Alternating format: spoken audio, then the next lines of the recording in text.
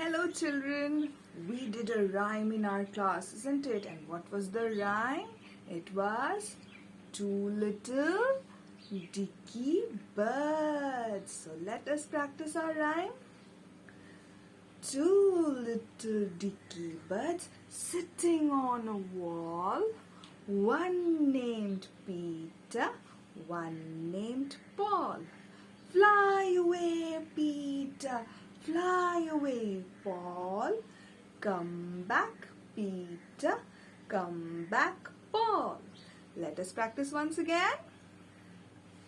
Two little dicky birds sitting on a wall, one named Peter, one named Paul. Fly away, Peter, fly away, Paul. Come back, Peter, come back, Paul. So children, you will keep practicing it at home. I'll see you next time. Bye-bye.